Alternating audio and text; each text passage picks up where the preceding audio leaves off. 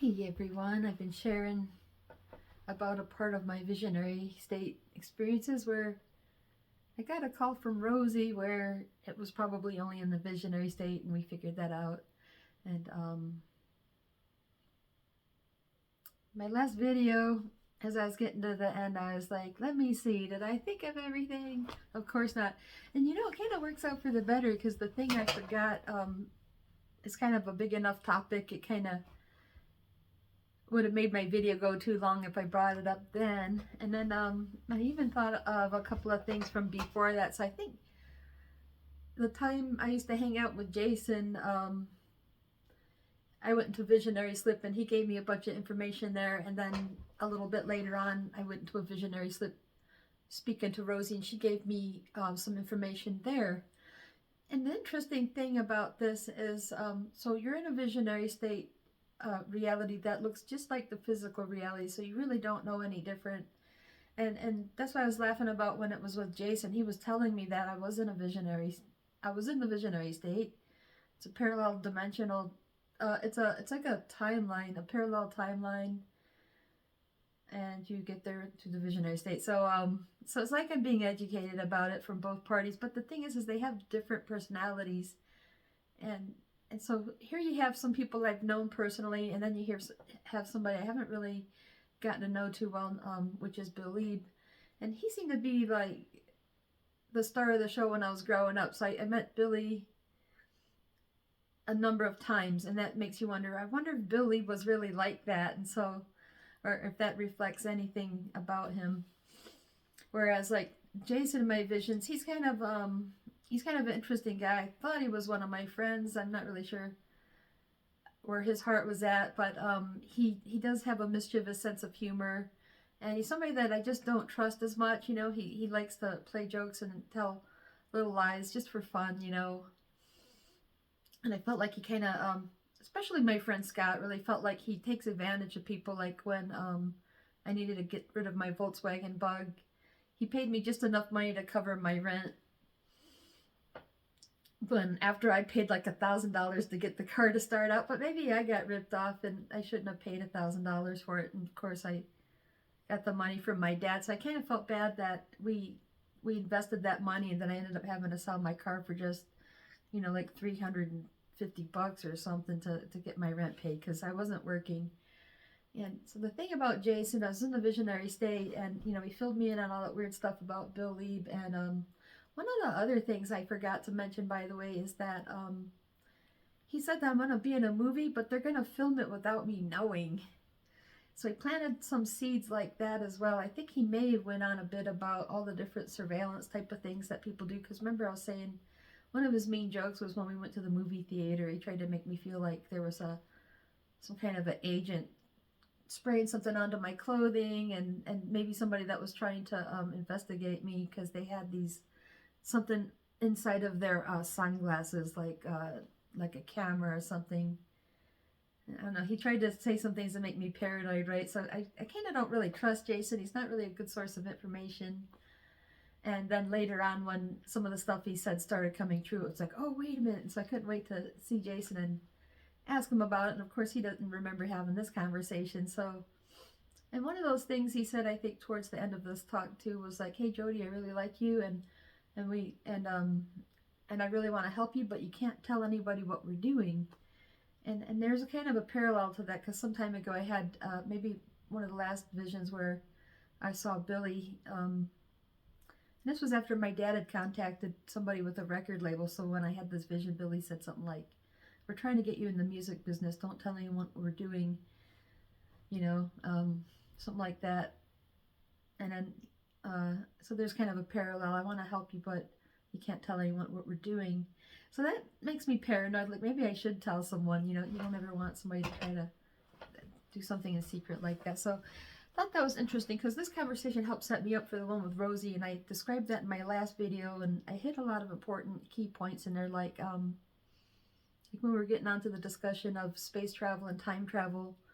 I think she had a lot of really good confirmation, and that and I think answers a lot of good questions that people have about what would you ask an extraterrestrial. Well, for one thing, there are a lot of planets like Earth, and there are more beautiful planets than Earth that are out there. And she said there was just so many planets that it's like grains of sand on a great beach, you know. And that's when she started bringing up. By the way, somebody even wrote a song with lyrics like that, you know, that there were just grains of sand, like all these living planets are grains of sand on a great beach. And in the song, it's called Manic Stars, and planets look like the stars. So it's just really interesting how we were able to, you know, see this come true, and the lyrics to Prophecy and by Frontline Assembly. So I mentioned all that in my last video. So let me see. So we kind of covered the aspect that there's space travel, that they're operating on a higher level where they're aware of us, but we're not aware of them. So that could be further confirmation that when we're going into visionary state, what it is, it's a form of communication. So it's kind of like telepathy might be when somebody's thoughts enter your mind without them vocalizing it, right? You didn't hear them say it, they didn't write it, or they didn't use sign language, you know. It's just boom, you knew what they were thinking. That's telepathy. And telepathy plays out in a lot of different ways. And for example, like the spaceship crashes and some hikers notice it, so they go over to see the wreckage. And there were a couple of small pilots. I think the one was still alive, like, so before this extraterrestrial died, he looked over at that hiker and they made eye contact. And as soon as they did, he could see what he experienced. Like, he could see how the ship was crashing and how terrified they had felt, you know. And so he had a small taste of what that type of communication was like, because, you know, they don't know English. I think a lot of times this is how aliens communicate. And so going in a visionary state might just be a more complex version of that, where, you know, it seems like so it's a parallel dimensional timeline. So, and this is where, in this conversation, Rosey broke this down as well. And so that's what sounded a little bit similar to Jason's explanation as well. So, and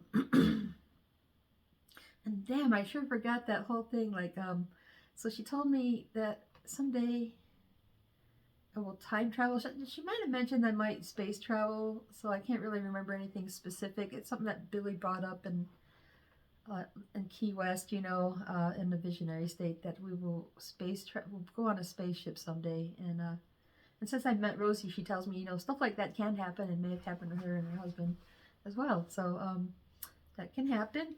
And then time travel, that can happen. Now, I don't know about physical time travel. I haven't seen that. I'm seeing more like a visionary state time travel, but it's interesting because basically what it is, it's a reflection of this timeline. So that's where you can see a possible future, but there's some chance for things to change. So you can't, you know, it's not really set in stone, you know. And so anyways, when she explained to me that I'm going to time travel, she said there's going to be 3 times. One will be in about a year or so from then, I'm going to time travel, and I'll be gone a little bit. And then another time I might go back to the past, and then another time I'll see what we call Armageddon. Now, that's not something I really give a whole lot of thought to. So I'm kind of thinking, in the previous video I mentioned she brought up earth changes and stuff, and I'm almost thinking that could have happened later on. Because when I asked her about that, she didn't remember that either. So I'm trying to put my finger on that. But like this time she talked about Armageddon. And so, so she explained that Armageddon will happen. And I'm going to see it in the visionary state. And I said, well, what if I die? You know, because I'm thinking time travel. She's like, no, you're just in the visionary state. It's it's the parallel dimensional timeline. It's just a reflection of that timeline, so you won't die there. Okay. And then she explained the whole thing about how we're able to see the future in order to we can prepare for the future. We may actually make some small changes. So it's kind of like doing math, you know, if you're kind of making a graph and you're connecting these points of reference, you know, what happens if that continues? Well, so that's why it's kind of good to see how possible. So when you're in another level of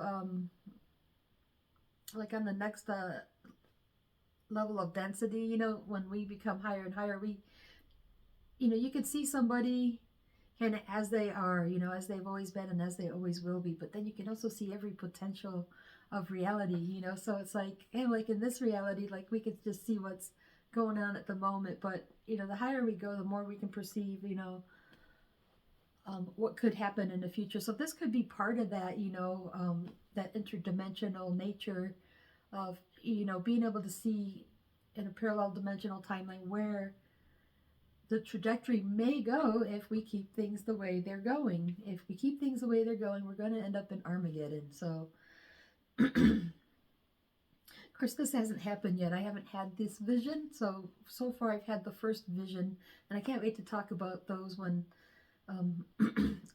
I skipped about about a couple months or so, and I lived there in the visionary state at least from the end of January to June of 2000, and then woke up back in November of 99. So that really woke me up to that this whole thing is happening, and so this is what's prepping me for it. She was telling me, you know, I'm going to do this time travel, but the one where I went back into the past, I haven't seen that one yet, so I don't know if it'll happen or not. And then of course there's Armageddon. So now the fun thing about getting information like this, like you're gonna time travel someday, you're gonna do this, you're gonna get married, you're gonna be playing in a band, whatever, and some of it's true and some of it's not true. So like I can see where some of it's true, like, you know.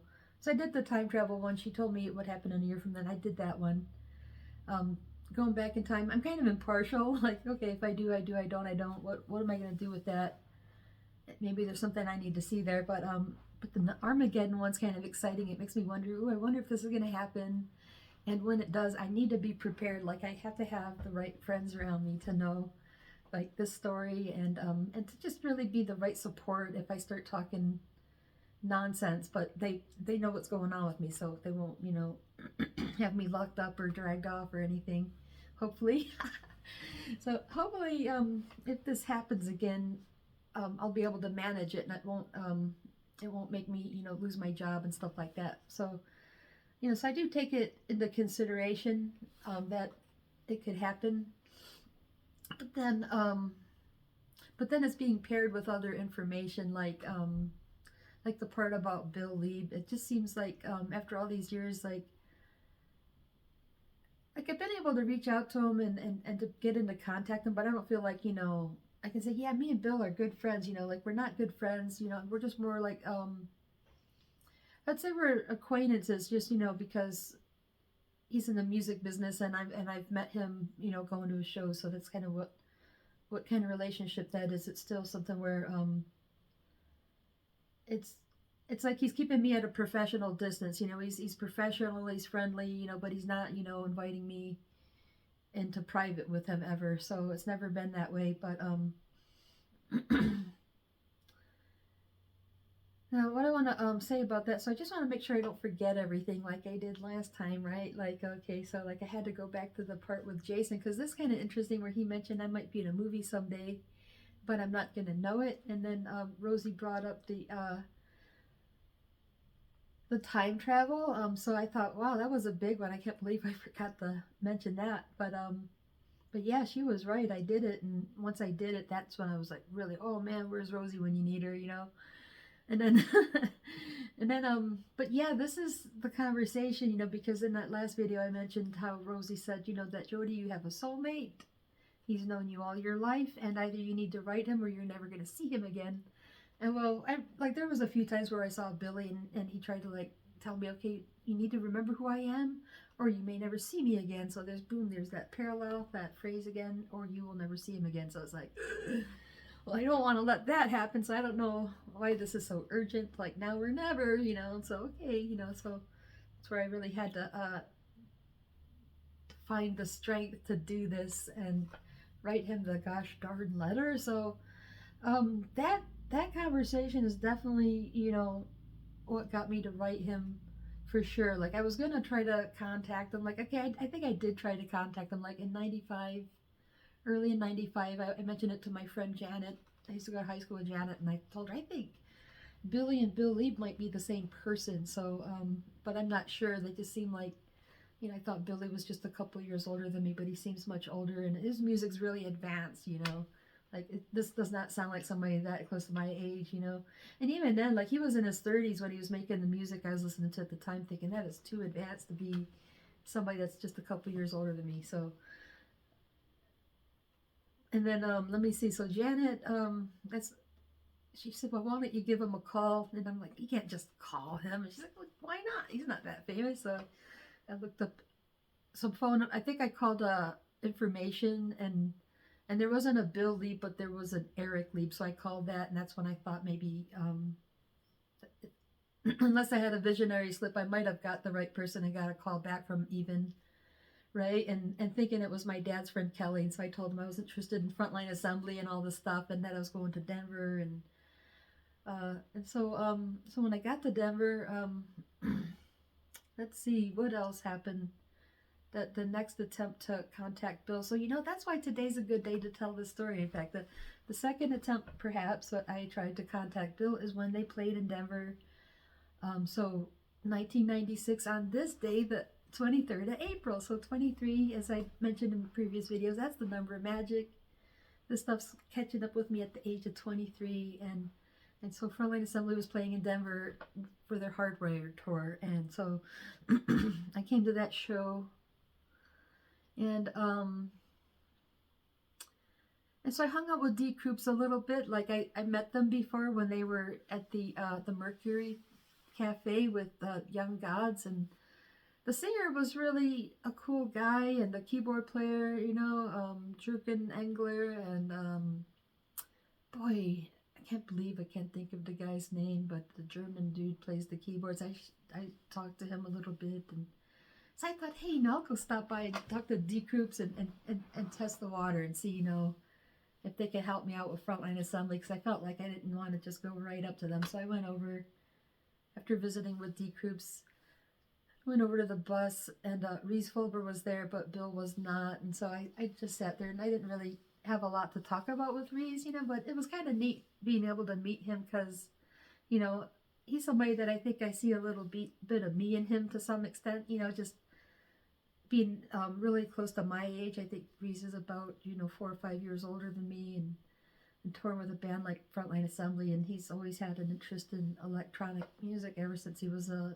little boy, just like me. I've always had an interest in like stuff like Kraftwerk and all that. And then I started thinking, oh, I want to make music like that. So, so definitely, that's where I see a little bit of me in him. So it was definitely pleasant that I was able to sit and smoke a J. But then when Bill Lieb came back, it just seemed like he looked kind of grumpy. Like he didn't really like coming in and finding somebody in the bus, because there was me and my little boyfriend Aaron. And so they asked us to leave. So I didn't get to talk to Bill, but so that's so this might be my third attempt that we're like, okay, I'm gonna try writing Bill a letter. And I just felt like, man, I feel like I should tell him the truth, like I remembered him from when I was a kid and all that stuff. But I'm just thinking, well, one of two things: he could be like really open-minded. Some of this information might make sense to him, or he just might not appreciate it. He might think it's crazy and stuff. So I mentioned in my last video too that I'm really thinking this is like summer into fall, like summer into fall, because in order for me to have that phone line, I had to have been doing the I'm So Sexy thing already. So I was already doing the I'm So Sexy, and I don't know if I'd gone to the Frontline Assembly band page by then or not, but I just assumed like Bill Leap must not be anywhere around there. So I figured I've got to write to him, but I couldn't do it without taking a little acid. And I kind of felt like I was just cheating, but I pretty much said what I was going to say anyways. And some of the stuff that I can recall, because I don't make copies of letters and keep them or anything. Like I can kind of remember what I wanted them to know, and that I'm 23. I'm like, I've always been interested in this kind of music, and part of the reason I'm reaching out to Bill is because I think I remember him from when I was growing up, because I had this little boyfriend and all this stuff. But I figured, it's been a long time. It doesn't necessarily mean that's a good idea, like he could be married for all we know. Like that's not really what I'm after, even though he was the boyfriend in my vision. So I'm not sure like exactly how I worded it, but I was trying to let him know like that's how I remembered him, but that's not necessarily what I'm after. More if anything, he was talking about maybe we'll be playing in a band someday together, and that's what I figured I should reach out, because I just felt like Bill needed some help. I just I don't know if I explained all this, but I just had a feeling like him and Reese were gonna break up, so maybe I'll break that down a little bit later. Kind kind of the idea I was getting from my dad was that, you know, something to do with Reese Fulber. It was how Frontline Assembly was being affected, and I thought I should come and help them in case he leaves. So when I met Reese, I don't know, maybe part of me felt like maybe I was there to take over for him if he leaves, if I make the connection. So anyways, back to 98, when I decided to write him again, I thought, like, I just felt like I should see if I can actually work with Frontline Assembly. Is there anything I can do to help them? What do I need to work on? What can I do? And then, like, if not, is there anything he can do to help me? Like, I could use some guidance over here, as far as like the technical side of things, meaning like I need somebody to kind of help me build my setup, so to speak. Because my dad's friend Kelly kind of blew, he left town and he's like, if you want to learn, let's go to the library, blah blah blah. And of course, I'm not going to do that. I needed to find a good teacher. So I don't know, I was like, hope maybe Bill would at least be willing to teach me, something.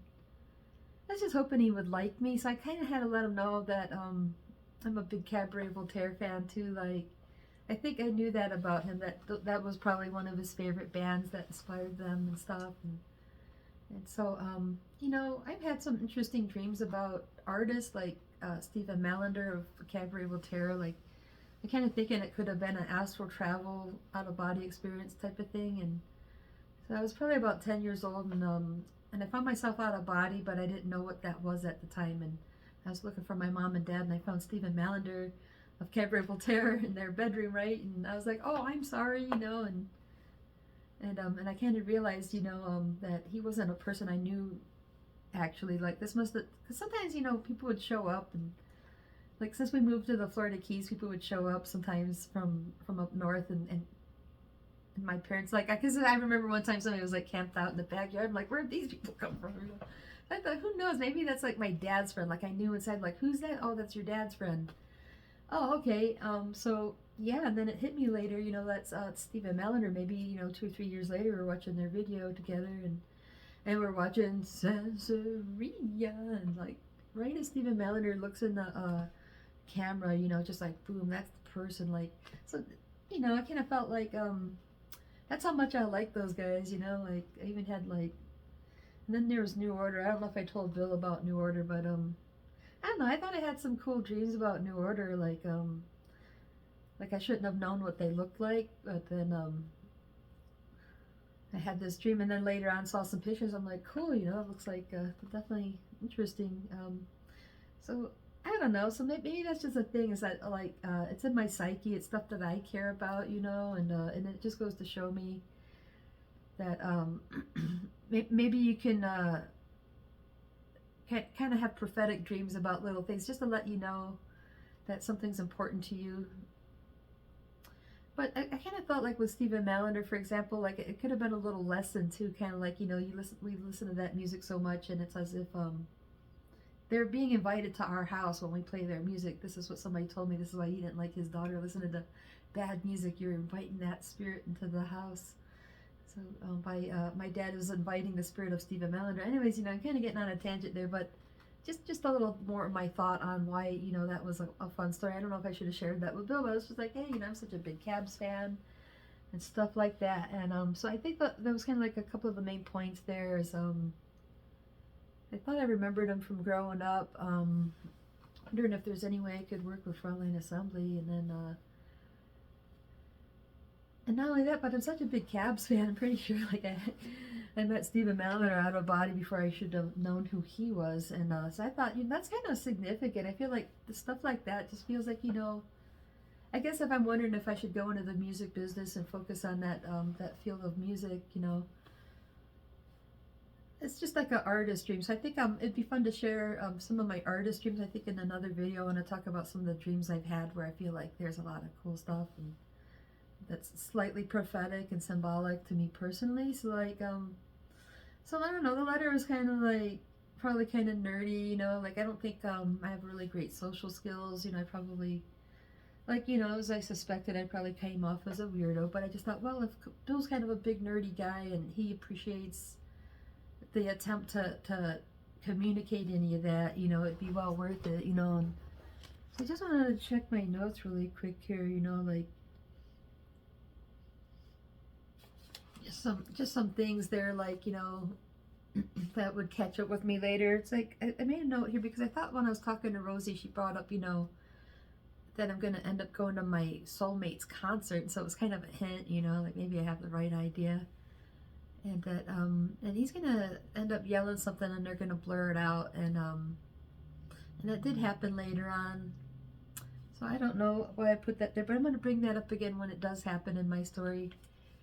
But at the same time, so like some of these bits are like, this is the vision I had where I had a prophecy about this, but then when I catch up to it, I'll probably point back to where I got it, you know, in case I forget any more things. I just thought that was really important, like that she told me I was going to time travel, and then like, oh my god, and then I thought she had like some little business card that said fabric arts and time travel. Fabric arts and time travel, what a weird thing, because she's into the fabric arts. But anyways, I wanted to hit those points. That phone call from Rosey, that was a doozy. I actually had a lot of interesting information, you know, and so and then again, look at the contrast of Jason versus Rosey. Jason's somebody I didn't trust a whole lot. He likes to play jokes, but then Rosey's somebody I do trust, and when we talk about the above and beyond, I can at least understand that, like, whether it's 100% correct or not, it's meant to be helpful. She's not, you know, she's not a liar. She's just, you know, they're just telling me the best of their knowledge, you know. So we're talking about that, the space traveler or Rosey. You should always listen to information knowing that it may not be the absolute truth, but it may or may be correct, and the person talking may or may have the right intention. So Jason's kind of a liar. Rosey's very truthful. And so these are two sources trying to give me a bunch of information. So I'm going to get information from a few other people later on, so I'll share that next time. Okay, so that's been that phone call from Rosey that got me to write that letter to Bill. And so, yeah, they had a P.O. box for the band in Vancouver that I wrote to. And then when I went to see them, they kind of dropped some hints that they got the letter. I think I included my phone number and email in it, and then the wife asked, she came up to me and introduced herself without telling me she was the wife, but then asked for my number and email, and I thought, oh, she might be working with the band. She could be the band manager, so I was really excited. So I'm going to tell about that later, how I felt like she was kind of confirming that I'm the person who wrote, and then so that's how I kind of felt like they knew who I was, you know, just by doing that. And then but yeah, I really didn't want to leave anything out of this conversation. I think I should end it here. Try to be careful not to forget any of the fun parts, right? So again, I've been going into visionary state, having these conversations, and then like later, you know, I can usually ask the person about it, right? Like Rosey, you know, when I asked her about it, she knows we didn't have that conversation, but some of it would have been her advice, actually, like the how to fight demons, you know, through love and from the soul, you know, that type of thing. But with Bill Lieb, it's difficult. I've actually tried to ask him if he remembers anything. Like, I can't get any confirmation from him. It's just like, hey, thanks for the messages. Hope you're doing well. Have a nice day. So he's like always saying thanks for the messages, but he never answers any questions like that. So he makes it hard because he's kind of aloof, and there's a couple of reasons. Maybe he just wants to stay out of it, which is smart. But I just figured if he's been going to visionary state, or if he has anything on the other end, maybe he would rather, unlike myself, go blabbing it everywhere. He was like, he's probably thinking, you know, if that was me, I would shut the fuck up already. He's more the type of person who would rather keep it to himself. So it's real hard to say if Bill Lieb's just a really, like, he doesn't have weird stuff happen to him like I do. He seems like something's different about him in his life, you know, like I don't think he's like he's not a regular rock star, you know, like he's definitely, he seems to be aware of something on another level, but I can't definitely guarantee that. I can't guarantee that Bill's ever been put through these time trips like I have, but he has been referred to a time traveler in my visions, though, so that's where that may or may not be accurate. But I have yet to find out, you know, if I could get him to just say whether it happens to him or not. That would be nice, right? But yeah, he's just never really been in a community, and I guess he's just never really been in a good position to communicate anything or participate in this conversation. So he's actually stayed right out of this conversation and has just only thanked me for the letters.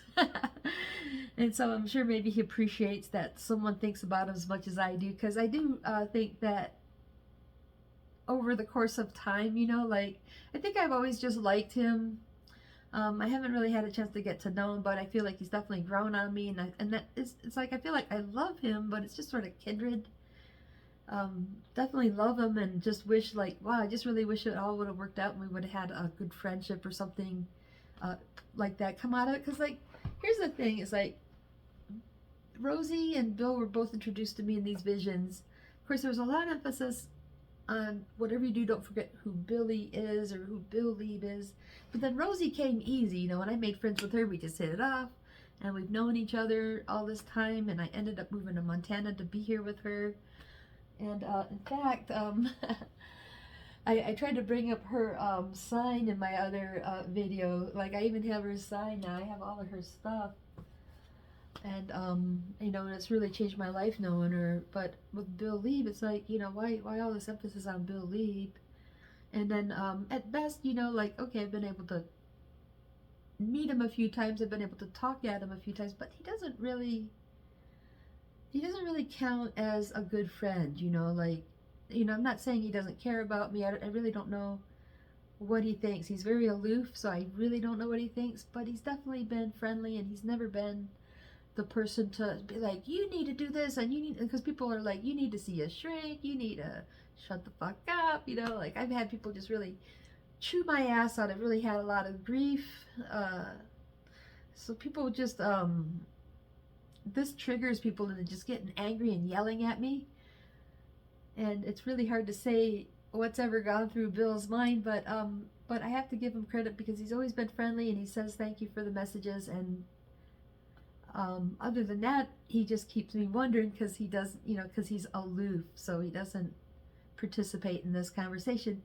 Just so you know, I'd like to think that we're at peace with each other, but he doesn't, he hasn't answered any of this, he hasn't participated, so it's like that. So let me get off of this, and I'll talk to you soon.